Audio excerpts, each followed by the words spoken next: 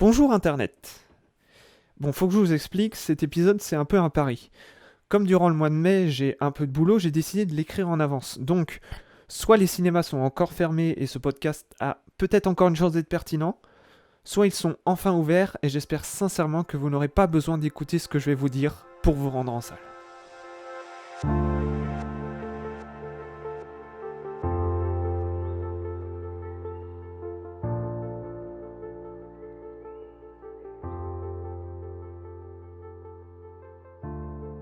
J'ai une sale habitude. En fait, j'ai tendance à stocker massivement tout ce que je fais sur des disques durs. Je supprime pas ou très peu, donc par moment, à force de stockage compulsif, je me retrouve en manque de place. Et j'ai besoin de trier et supprimer certaines choses. Ainsi, dans une de ces phases de sélection de mon passé numérique, je suis retombé sur ceci.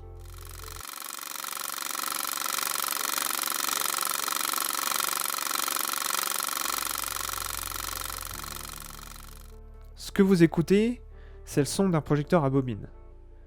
À l'époque, alors que je n'étais qu'un jeune adolescent, j'ai eu la chance de pouvoir visiter les coulisses d'une salle de cinéma. Pour la première fois de ma vie, j'entrais dans une cabine de projection. Tous les films de mon enfance et ceux de mon adolescence avaient été projetés depuis cet endroit. J'avais en face de moi un projecteur à pellicule qui était l'objet le plus important que j'avais vu jusqu'alors. Je venais donc de percer cette ambiance si particulière du cinéma. Le projectionniste avait pris le temps de m'expliquer comment la magie opérait. Il m'avait gentiment expliqué la méthode précise pour insérer la bobine fragile pour qu'elle se place juste en face de l'éclairage créé par l'ampoule surpuissante. Il avait pris de son temps pour me montrer comment on assemblait les bobines entre elles et comment on les insérait dans les rouleaux du projecteur. Et étonnamment, cela n'avait pas brisé ma magie. Bien au contraire.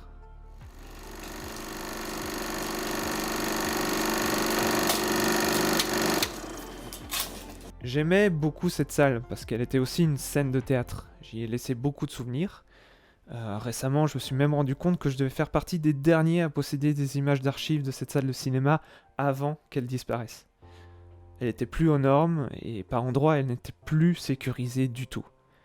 Il a fallu lui dire au revoir. Nous étions alors en avril 2012.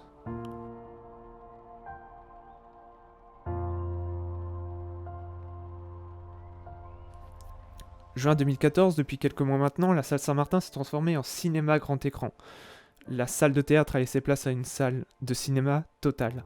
Le projecteur à bobine est devenu numérique et moi, sur un coup de tête, je décide de devenir projectionniste bénévole.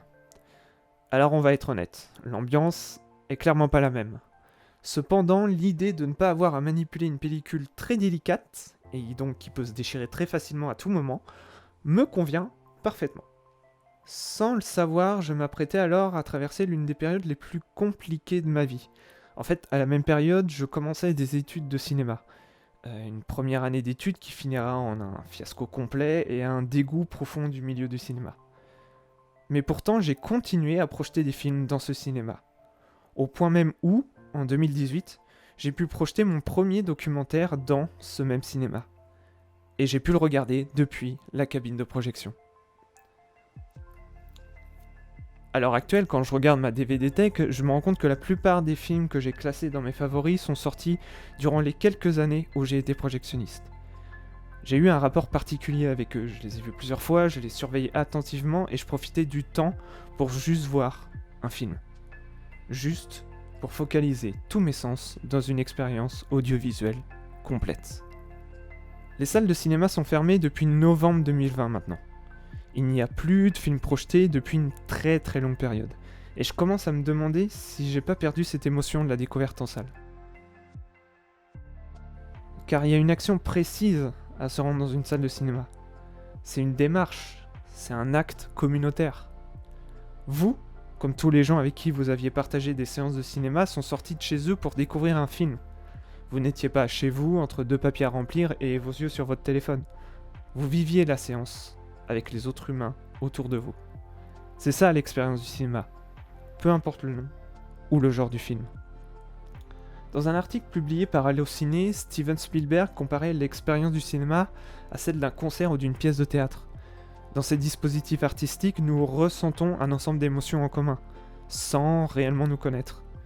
Toutes les émotions qui traversent l'écran nous touchent sans aucune distinction. Nous rions, nous nous réjouissons, nous contemplons et nous pleurons ensemble. Et, lorsque les lumières se rallument enfin, nous avons partagé une expérience commune. Il conclut en expliquant que le cinéma nous rapproche. Durant 2 heures, nous avons vécu une expérience puissante en commun. Nous nous sommes moins divisés car nous avons ressenti les mêmes émotions au même moment. L'émotion générée par l'expérience commune de l'art, protégée par le gardien de cette magie, le projectionniste dans sa cabine. Je ne suis plus projectionniste depuis août 2018. L'absence de cinéma ces derniers mois m'a permis de me rendre compte qu'en fait, ça m'avait manqué. Terriblement même. Durant les prochaines semaines, j'espère réapprendre à m'émerveiller dans une salle de cinéma, pour ensuite ressentir la joie d'avoir pu protéger 2 heures de magie pour tous les inconnus qui se déplaceront en salle. Donc, dès que le confinement sera complètement acté, que les décisions seront claires et que nous pourrons nous rendre dans un cinéma, regardez autour de vous.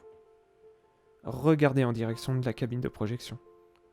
Tous ces gens autour de vous participent à votre expérience. Ils vivent le film avec vous et vous le vivez avec eux. Donc, profitez. Posez-vous confortablement dans votre siège et savourez les 2 prochaines heures. Car ce sont les vôtres.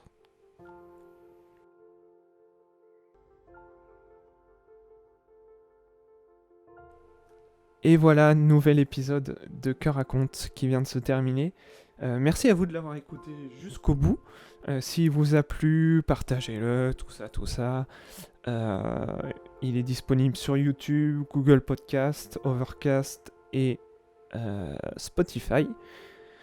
Donc s'il vous a plu, n'hésitez pas à le partager. Les épisodes sortent à 1 mois d'intervalle. Donc si jamais vous avez envie d'écouter d'autres épisodes, il y a les autres épisodes que vous pouvez suivre. Récemment, j'ai fait un épisode sur Charlie Brown, mais il y a aussi celui sur Atlantide, l'Empire perdu, qui plaît à pas mal de gens. Donc voilà, vous pouvez l'écouter.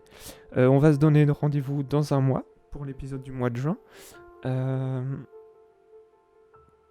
Allez au cinéma!